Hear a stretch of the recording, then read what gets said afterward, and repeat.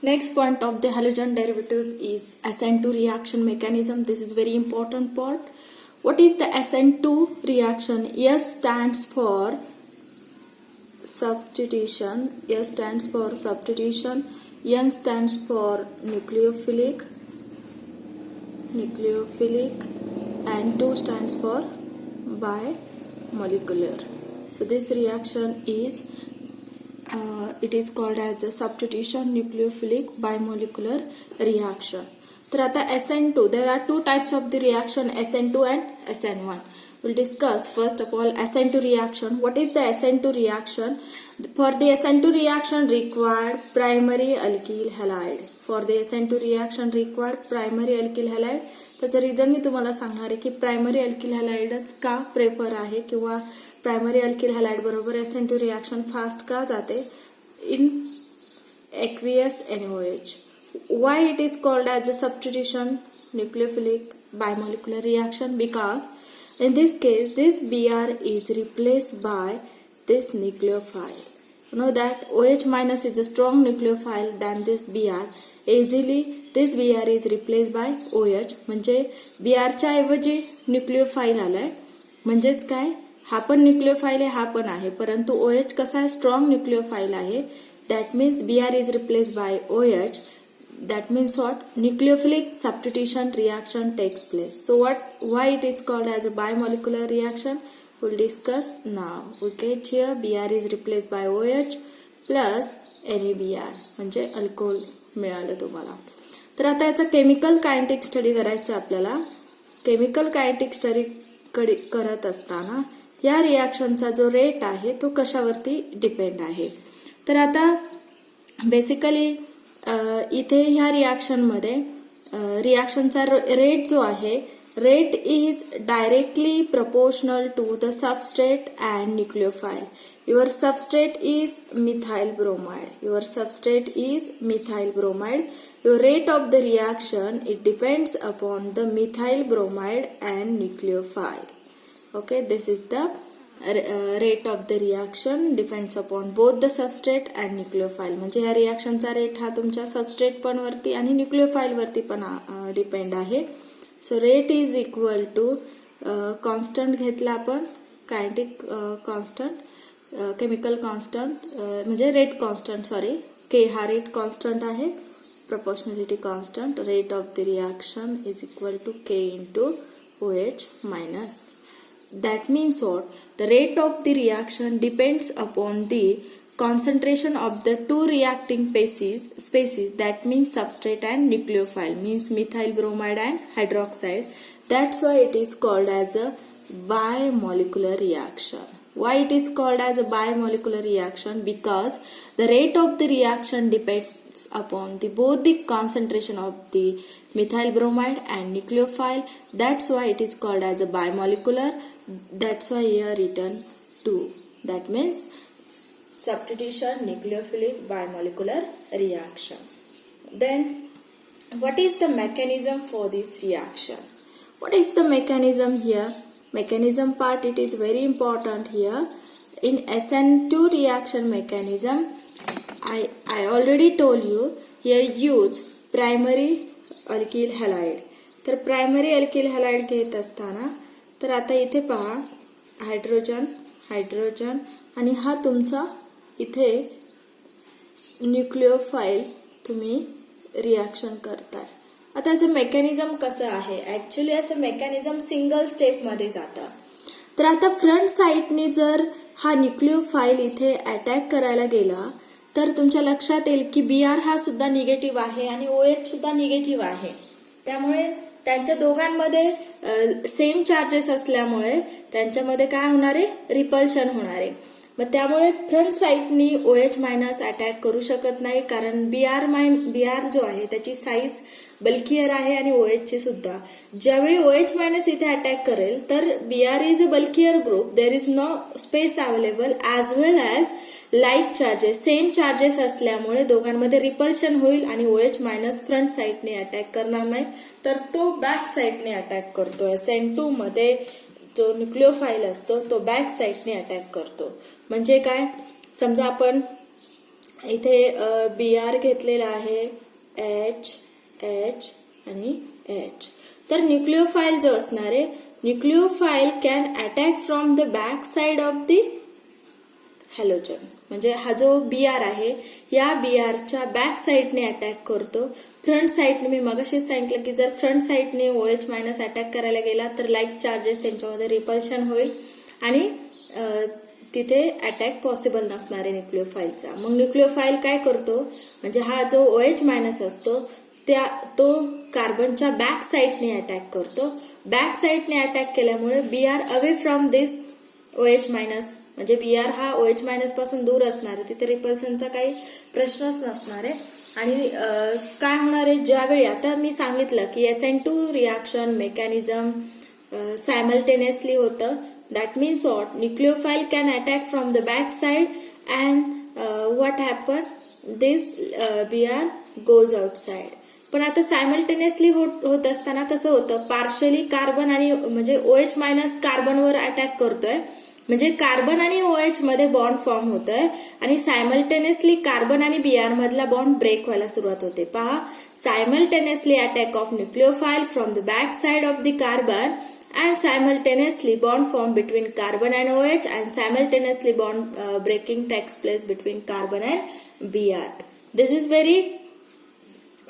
is slow step and this slow step is RDS, that means redetermined step. Next स्टेपला काय होतं, I already told you की carbon आणि OH मध्ये bond partially bond form व्हायला सुरुवात होते. The bond form between carbon and OH and bond break between carbon and Br. बाकीचे हायड्रोजन्स आहेत तसे.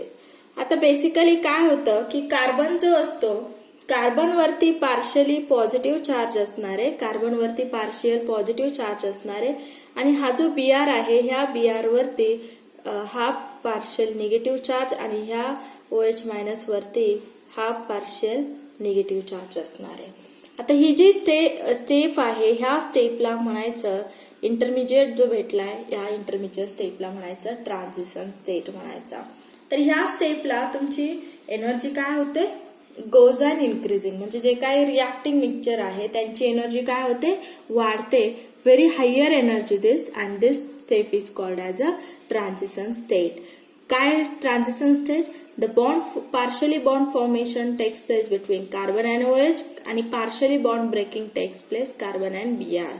तर सायमल्टेनियसली होणारे नेक्स्ट काय होणारे, डिरेक्टली कार्बन आणि Br मधला बॉन्ड ब्रेक होणारे आणि कार्बन आणि OH मध्ये कम्प्लिटली बॉन्ड फॉर्म होणारे आणि तुम्हाला तुमचा रिक्वायर्ड प्रोडक्ट असा मिळेल, म्हणजे अल्कोहोल मिळाला. This is the mechanism for the SN2 reaction.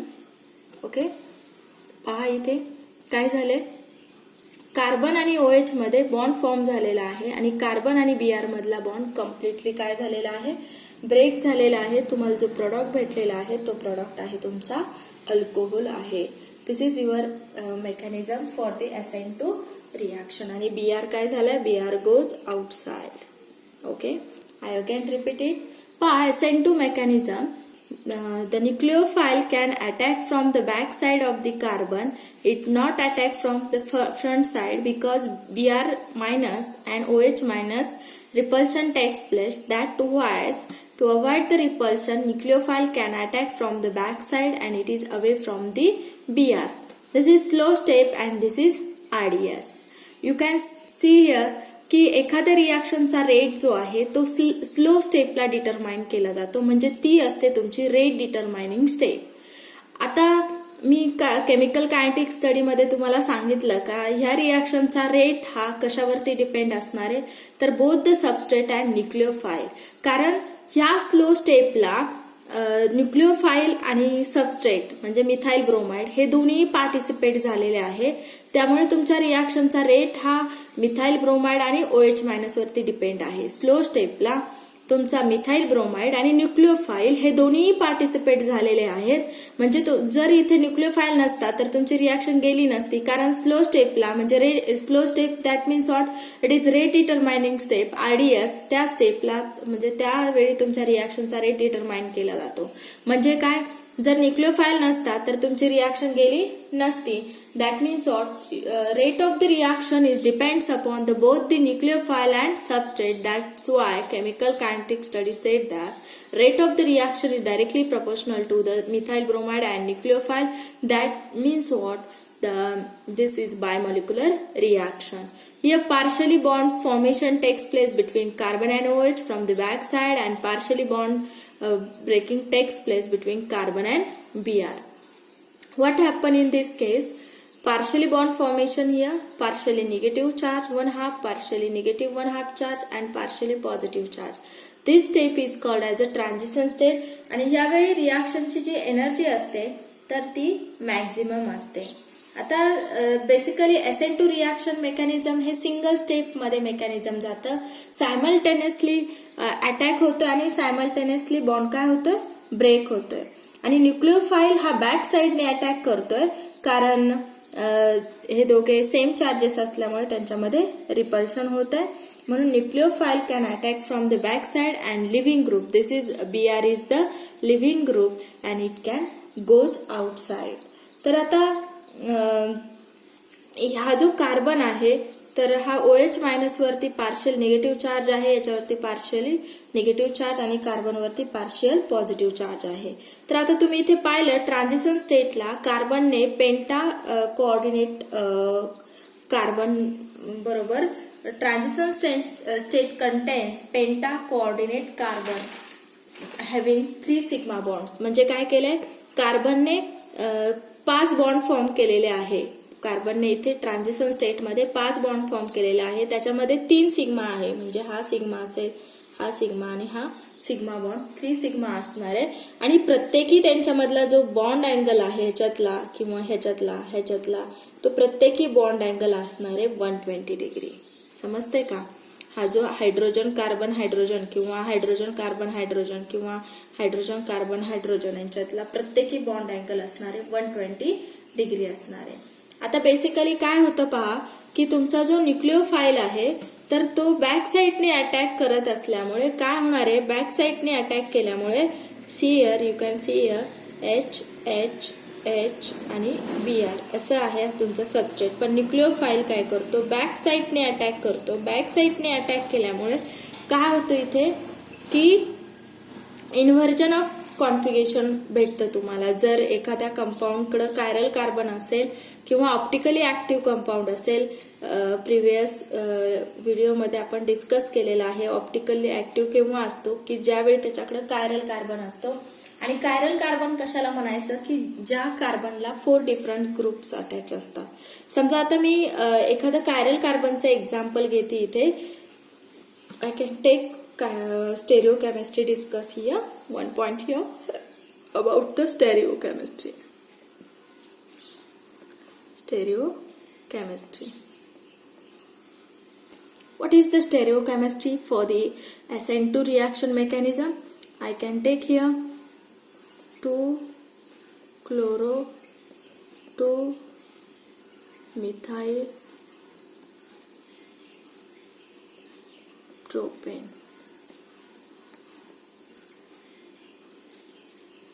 Here 1 phenyl.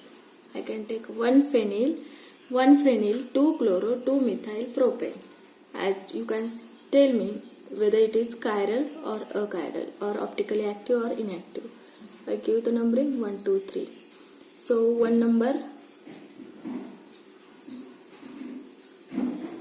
1 phenyl, 2-chloro, okay, then 2-methyl propane.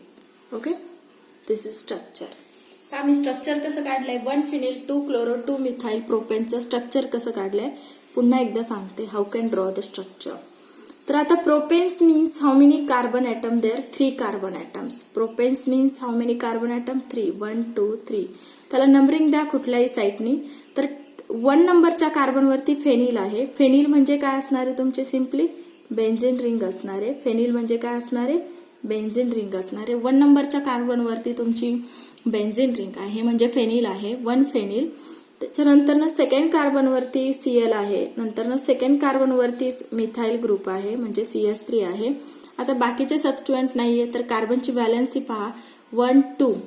इथे ऍक्च्युली कार्बनची व्हॅलन्सी किती आहे 2 आहे. मग काय करायचं 4 होण्यासाठी इथे किती हायड्रोजन्स लिहावे लागतील 2 हायड्रोजन्स.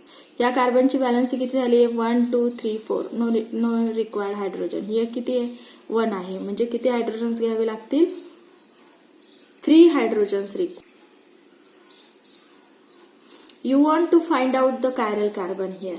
आता याच्यातला कुठला कायरल कार्बन आहे आपण हा जर घेतला. आता कायरल कार्बन म्हणजे काय ज्या कार्बनला 4 डिफरंट ग्रुप्स अटॅच असतात.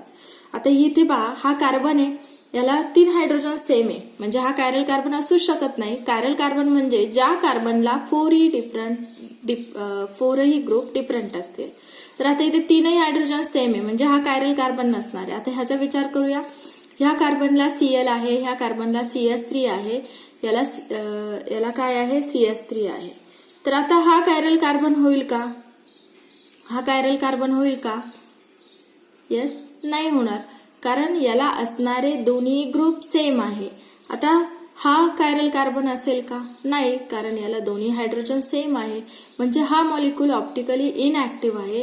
याच्यामध्ये कुठलाही कायरल कार्बन नाहीये. आता आपल्याला स्टेरिओकेमिस्ट्री अशा कंपाऊंडची पाहायची आहे का ज्या कंपाऊंडमध्ये कायरल कार्बन असेल. मग आता मी कायरल कार्बन असणारा एखादा कंपाऊंड घेणार आहे. तो मी घेणार आहे 2-क्लोरोब्युटेन.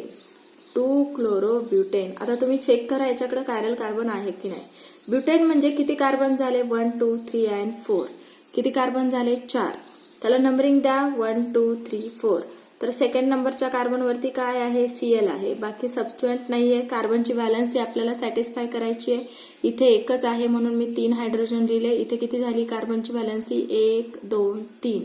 मग 3 झाली आहे. मग 1 हायड्रोजन द्यायचं इथे. त्याच्यानंतर इथे किती झाली आहे 2 झाली आहे. मग आता 4 करण्यासाठी काय करायचं इथे 2 हायड्रोजन्स लिहायचे. इथे किती आहे एकच आहे. मग किती हायड्रोजन द्यायचे 3 हायड्रोजन्स द्यायचे. तर हे काय झालं तुमचं 2-क्लोरोब्युटेनचं स्ट्रक्चर झालं. आता त्याच्याकडे कायरल कार्बन शोधायचा. हा कायरल असणार आहे का नाही कारण त्याला 3ही हायड्रोजन सेम आहे. मग आता हा पाहूया हा कायरल आहे की नाही. आता ह्या कार्बनला हायड्रोजन आहे CS3 आहे Cl आहे ओके आणि इकडे CS2 CS3 आहे म्हणजे CS2 ग्रुप आहे. म्हणजे ह्या कार्बनला 4ही ग्रुप डिफरंट अटॅच आहे. पहा ह्या कार्बनला हायड्रोजन आहे Cl आहे CS3 आहे आणि CS2 आहे म्हणजे 4ही डिफरंट आहे. म्हणजे हा तुमचा काय झाला कायरल कार्बन ऍस्ट्रिकने डिनोट केला जातो. हा कायरल नसणार आहे कारण त्याला 2 सेम हायड्रोजन आहे. हा पण कायरल नसणार आहे म्हणजे 1 कायरल कार्बन मिळाला. तर आता मी याचा तुम्हाला स्टेरिओकेमिस्ट्री सांगणार आहे की ऍक्च्युली स्टेरिओकेमिस्ट्री काय असते. तर आता इथे पहा हा जो मी ह्याचा वेज फॉर्म्युलामध्ये लिहिणार आहे. पहा हा Cl आहे इन द प्लेन. हा हायड्रोजन इन द प्लेन आहे. हा CS3 कसा आहे बिलो द प्लेन आहे आणि ह्या कार्बनला पहा इथे कार्बन Cl हायड्रोजन मी इन द प्लेन लिहिले. हा CS3 बिलो द प्लेन लिहिलाय आणि हा CS2 CS3 म्हणजे मी एकत्र लिहू शकते तो अबो द प्लेन लिहिलेला आहे. Okay it's a very simple one. आता ऍक्च्युली समजा SN2 reaction is brought about at chiral carbon in an optically active substrate. Inversion of configuration takes place in product. It is known as a Walden inversion. Walden inversion म्हणायचं त्याला. तर आपल्याला पाहायचं SN2 मध्ये का एखादा compound आहे तो ऑप्टिकली ऍक्टिव्ह आहे. आता कंपाऊंड ऑप्टिकली ऍक्टिव्ह केव्हा असतो ज्यावेळी त्याच्याकडे कायरल कार्बन असतो. मी ऑलरेडी सांगितलेलं आहे की कायरल कार्बन कसा ओळखायचा. तर ज्या कार्बनला 4 डिफरंट ग्रुप अटॅच आहे तो. आता मी हा वेज फॉर्म्युलामध्ये लिहिलेला आहे. CS3 बिलो द प्लेन घेतलाय, C2H5 अबो द प्लेन घेतलाय, Cl आणि हायड्रोजन इन द प्लेन घेतलेला आहे. आता याचा मी NaOH टाकल्यानंतर ना हा जो तुमचा आता मी इथे लिहिताना वेगळ्या पद्धतीने लिहिते कारण तुम्हाला तसं समजणार नाहीये. तर हा Cl मी असा लिहिलाय, हा हायड्रोजन असा आहे आणि इथे काय आहे तुमचा CS3 आहे. ऍक्च्युली CS3 आहे आणि हा आहे तुमचा C2H5. तर आता न्यूक्लिओफाईल जो आहे तो न्यूक्लिओफाईल हा इकडनं फ्रंट साईडने अटॅक नाही करणार कारण इथे दोन्ही हा Cl कसा आहे बल्कियर आहे SN2 रिॲक्शन मध्ये सायमल्टेनियसली न्यूक्लिओफाईल हा नेहमी बॅक साईडने अटॅक करतो कार्बनच्या, फ्रंट साईडने का करत नाही. न्यूक्लिओफाईल जर इथे आला तर हा पण निगेटिव्ह आहे, या दोघांमध्ये निगेटिव्ह काय होणार, रिपल्शन, आणि ClOH ला येऊ देणार नाही. म्हणून OH मायनस जो आहे हा OH मायनस बॅक साईडने अटॅक करतो, Clच्या बॅक साईडने अटॅक करतो, ह्या कार्बनवरती अटॅक करतो. म्हणजेच काय की मगाशी पाहिलं आपण की हा बॅक साईडने अटॅक केल्यामुळे होतं तरी काय की त्यांच्यामध्ये इन्व्हर्जन होणार आहे. म्हणजे काय इन्व्हर्जन का होतं, कारण OH ज्यावेळी बॅक साईडने अटॅक करतो त्यावेळी हा OH इथे अटॅक केल्यामुळे CS3 फ्रंट साईडला येणार आहे आणि हा हायड्रोजन बॅक साईडला येणार आहे. किंवा आपण असं दाखवलं तरी चालेल, हा हायड्रोजन अबोव द प्लेन आहे आणि हा C2H5 कसा आहे, इन द प्लेन आहे, असं दाखवूया. तर काय होणार आहे पहा, ज्यावेळेस OH मायनस इथे अटॅक करेल म्हणजे हा याची कंडिशन सिच्युएशन कशी असणार आहे पहा, C2H5 हा Cl असणार आहे, हा इथे हायड्रोजन असेल आणि इथे CS3 असेल, लाईक दॅट. म्हणजे OH मायनस ज्यावेळी याच्यावर अटॅक करेल त्यावेळी इथला जो बिलो द प्लेनवाला इकडे येईल आणि अबोव द प्लेनवाला इकडे येईल. आपण पावसाळ्यामध्ये ज्यावेळी छत्री घेऊन चालतो आणि छत्री ज्या डिरेक्शनला ओपन आहे त्याच डिरेक्शननी जर हवा आली तर छत्री काय होते, उलटी होते, अम्ब्रेला सारखं, लाईक दॅट. तर तसंच होणार आहे इथे. न्यूक्लिओफाईल ज्यावेळी बॅक साईडने अटॅक करेल, याच्या बॅक साईडने अटॅक करेल, त्यास हा CS3 इकडे जाईल आणि हा हायड्रोजन इकडे येईल. म्हणजे आता याची ट्रान्झिशन स्टेट मी तुम्हाला सांगणार आहे. ट्रान्झिशन स्टेट कशी भेटणार आहे, partially bond formed between carbon and OH and partially bond breaking takes place between carbon and Cl and this is your transition state. तर काय झालं इथे पहा, हा ज्यावेळी हा बॅक साईडने अटॅक करेल त्यावेळेस CS3 पुढे येईल आणि हा हायड्रोजन काय येईल, इकडच्या साईडला येईल. ओके, म्हणजे काय यांच्यामध्ये ही तुमची ट्रान्झिशन स्टेट आहे आणि ह्या ट्रान्झिशन स्टेट नंतर ना नेक्स्ट स्टेप असणार आहे आणि ही स्लो स्टेप असते. स्लो स्टेपला रिॲक्शनचा रेट डिटरमाइन केला जातो, त्याला RDS म्हणायचं. तर ह्या स्टेपमध्ये कोण कोण पार्टिसिपेट झाले, तुमचा न्यूक्लिओफाईल अँड 2-chlorobutane पार्टिसिपेट झालेला आहे. तर ही जी स्टेप आहे ही ट्रान्झिशन स्टेट आहे. या स्टेपला तुमची रिॲक्शनची एनर्जी कशी असते, मॅक्झिमम असते. Then next what happened, completely bond breaking takes place and here formation of C2H5 and OH and this is your hydrogen and this is your CS3. CS3 कसा आहे, below the plane आहे actually. Hydrogen कसा आहे, above the plane आहे. Thick veg line म्हणजे काय, above the plane. Dotted line म्हणजे कसं, below the plane. म्हणजे यांच्यामध्ये इंटरचेंज कसं होतं पहा. OH ने अटॅक केला, हा CS3 इकडे येईल, हायड्रोजन इकडे येईल, इन्व्हर्जन होतं आणि हा कसा असणार आहे, बिलो द प्लेन असणार आहे. ओके, म्हणजे इथे काय झालंय, इन्व्हर्जन मिळाले तुम्हाला, इन्व्हर्जन. आता ते कसं ओळखायचं ते मी तुम्हाला सांगणार आहे. इन्व्हर्जन कसं ओळखायचं, तर आता आर्यस कॉन्फिगरेशन वरनं ओळखायचं. आर्यस कॉन्फिगरेशन वरनं ओळखायचं. आर्यस कॉन्फिगरेशन कुणी असाइन केलं, कॉर्न, इनगोल्ड अँड प्रिलॉग हे तिघे सायंटिस्ट होते. तर इन्व्हर्जन कसं झालं बाबा, तर आता आपला रिॲक्टंट काय होता सुरुवातीचा, तुम्ही रिॲक्टंट असा घेतलेला की इथे C2H5 घेतलेलं, नंतर ना इथे Cl, इथे हायड्रोजन अबोव द प्लेन, हा CS3 बिलो द प्लेन. तर आता आर्यस कॉन्फिगरेशन असाइन करायचं आहे. तर आर्यस कॉन्फिगरेशन असाइन कसं करायचं, तर बेसिकली प्रायोरिटी ऑर्डर द्यायची असते याला. प्रायोरिटी ऑर्डर देत असताना काय होतं की ज्याचा कार्बनला जो ॲटम अटॅच आहे त्याचा ॲटॉमिक नंबर ज्याचा जास्त असेल त्याला फर्स्ट प्रायोरिटी द्यायची. आता याच्यामध्ये पहा की कार्बनला Cl आहे, कार्बनला 2 कार्बन आहे, कार्बनला एकच कार्बन आहे, कार्बनला हायड्रोजन आहे. पण इथे डायरेक्ट पॉइंट ऑफ अटॅचमेंट पाहिजे. आता याच्यामध्ये कोणाचा ॲटॉमिक नंबर जास्त आहे, ह्या कार्बनचा, Clचा, हायड्रोजनचा का CS3चा, तर Clचा ॲटॉमिक नंबर येतो 17, म्हणून याला फर्स्ट प्रायोरिटी द्यायची. सेकंड केसमध्ये आता ह्या दोघांमध्येच कॉम्पिटिशन होणार आहे. तर याच्याकडे 2 कार्बन आहे आणि याच्याकडे एकच कार्बन आहे, म्हणजे याचं मॉलिक्युलर वेट जास्त असणार आहे, म्हणून याला सेकंड, याला थर्ड आणि याला फोर्थ. आणि ह्याला रोटेट करायचंय, तर हा जो रोटेट झाला अँटी क्लॉकवाईज डिरेक्शन असेल तर त्याला सिनिस्टर म्हणजे यस कॉन्फिगरेशन म्हणायचं. 1 2 3 4 म्हणजे याचं कॉन्फिगरेशन काय झालं, अँटी क्लॉकवाईज डिरेक्शन रोटेट झाला, म्हणजे याचं कॉन्फिगरेशन आलं यस आला. आता तुमचा जो प्रोडक्ट आहे तो प्रोडक्ट तुम्हाला काय मिळालेला आहे, C2H5OH. हा कसा आहे, बिलो द प्लेन आहे आणि हा कसा आहे, अबो द प्लेन आहे. हा तुमचा प्रोडक्ट आहे. ओके.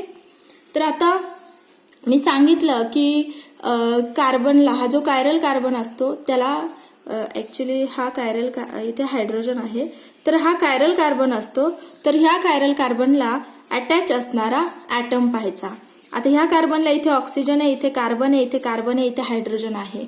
तर मग सर्वात जास्त ॲटॉमिक नंबर कुणाचा आहे, तर ऑक्सिजनचा आहे. ऑक्सिजनचा ॲटॉमिक नंबर आहे 8, म्हणून याला फर्स्ट प्रायोरिटी द्यायची. ह्या दोघांमध्ये सर्वात जास्त, आता दोन्ही कार्बन आहे, दोघांचा ॲटॉमिक नंबर 6 आहे, पण मॉलिक्युलर वेट कोणाचं जास्त येईल, तर याचं येईल, कारण इथे 2 कार्बन आहे आणि इथे एकच कार्बन आहे.